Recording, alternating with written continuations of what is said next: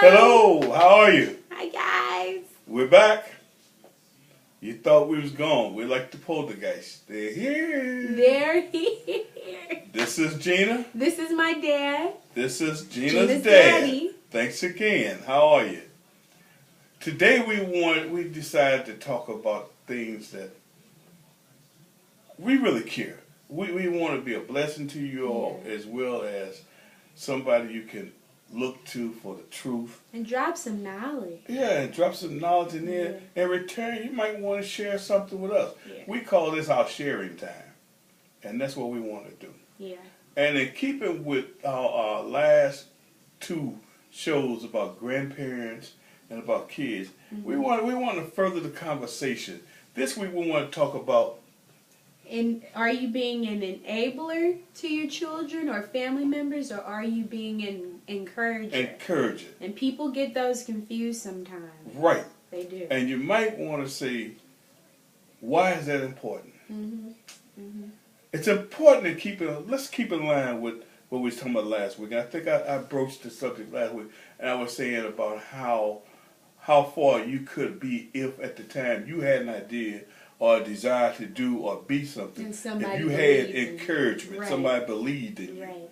That goes a long ways. Yeah. So let's start out by let's give definitions of the two as we know it. To break them down. To break them down. To deter from the confusion. Ray Charles say understanding. All right. Okay, encouraging. Encouraging. To inspire with hope, courage, or confidence. To inspire. To give support. To stimulate. To spur. Okay, now enabler. Listen to this. It's completely different. One who enables another to persist in self-destructive behavior, examples such as substance abuse, by providing excuses or by making it possible to avoid the consequences of such behavior. So you see there, it's two major different things. Encouraging someone is giving them hope, courage, and confidence. Enabling someone is giving excuses and basically making it okay for this person to do the self-destructive things that they're doing. Okay. Different. Let's simplify this. When you think in terms of an enabler, think of it as a negative. You're taking something away from that person. Yep. That's a negative. Encouraging, we think in terms of positive. Okay? You're giving them something. Yeah. Add and subtract. Subtract and add. Yeah. Negative and positive. Positive and negative. Let's speak in those terms, okay? Now, why is this important? Because it's come to our attention since we've been talking about grandparents and about your children's dreams, that a lot of parents, and I'll say a lot because I don't normally say a lot. I encourage my daughter not to say a lot. So I'll say some. Some parents. A few out there. Some parents are enablers. And it doesn't have to be drugs all the time. No. It can be simply, your child's just too lazy to get up and go look for a job because you take care of all their needs. Because mom and daddy's going to do it. Mom and daddy's going to do it. What's going to happen when mom and daddy is not around? How have you helped your child? You are an enabler. Think about it now. You are an enabler. All the time that your child is not putting forward to find a job or helping someone, it's downtime that they can participate in destructive behavior. Right. Now understand what we're saying with that. We don't want you guys thinking like, oh, if I help my kid, that's wrong. I'm being an enabler. That's not what we're saying. Like I'll use this for an example. If your child is in school or working, or you see them out here being independent and doing things by themselves, and sometimes we all get on hard times And we do need our parents or someone, you know, to help lift us back up for a little bit until we can get it together. That's different. That's adding to. Yeah, that's See, different. That's giving them something. Yeah, that's giving them encouragement to be persistent. Yeah. To stay on that road to a positive end. Right. That's encouragement. Yeah. Remember now, think about it. They're so close together, and you can make an argument for it if you want to. But in the end, right is right, wrong is wrong. And I believe it's because of different eras, too. Let me go back to my childhood. 7 boys, 4 girls in his family. Saturday mornings was chore morning. Mm-hmm. By 12 o'clock, we was all finished. And my mom and dad used to say, you want to go to the show? Yes, ma'am. Better go make your money. What? That's what you might say. We said, okay.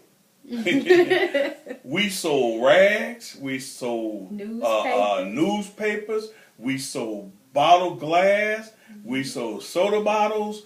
We did what people call hustling because there wasn't a lot of money in the family. But they encouraged us. And then if we made $1, they'd say, give me a dime. And we had to get them a dime out of that $1. Now, as time grew on, and believe me, kids are stingy. We were stingy. I had to give them a dime. I could have bought me some at the show. But we didn't realize until later on that those dimes that we was giving them from that $1 that we made was at the beginning of the school year. They allowed us to pick stuff out to wear. Yeah, that you wanted that to pick we out. wanted. And that you could afford. That we could afford because that's your money you saved. That's our money. Yeah. Those are the lessons that parents taught us back then. They were encouraging us the best way they knew. All parents at that time was not well spoken. Yeah. But they had values. They may not told you everything they was doing. Yeah. But they did it. And out of love and respect, you followed along with them. And then you learn. And those are the same values that we try to pass on to our children. Like I remember in high school, like right before my 16th birthday, I kept just thinking like, I want a job. And I had had little things before I was old enough to actually really work that gave me, money, like doing babysitting when I was in the YWCA. They paid us a little bit for doing that. So I was always trying to make my own little money. I've always liked to do that. But I remember in high school, you have certain things that has to be paid for and all of that. And I remember asking my mom, like, well, I need money for this, and that. And she was just like, she was like, well, I can give you money for this, but, Gena, you really do need to start trying to make your own money because I can't always give you money for X, Y, Z. And in high school, of course, I'm looking like, she's mean, they're mean to me, I gotta pay for stuff. Because, I'm going to school with other kids whose parents are, paying for everything. So I'm like, man, why I gotta... But now that I'm older, I appreciate it so much more because I learned the value early on. So now I'm like that still. I'm like, I gotta make money. I gotta take care of my stuff. I gotta do what I need to do for myself. And it's made me a better person. And a better partner to be in relationships. So it makes you a better person. And at the same time, it built your character where you're not a person to go out and do anything for money. Yeah, yeah. That's the whole thing. We don't want our kids out there doing anything for money. Yeah. All money ain't good money. No, it's not. It's not. So you have to stop and think about that. You want to encourage your child when they're doing something good. You don't want to become an enabler. And then the first thing out of an enabler's mouth is, where did I go wrong? Where did I go wrong? Or that she's so spoiled, or he's so spoiled, or he don't want to do nothing. But you created that. Right. And don't get me wrong. Don't get me wrong. A lot of parents don't realize what they're doing until it's too late. Because we want our kids to like us. Yep. more than we want them to respect us. And be friends. We want to be their friends. Mm-hmm.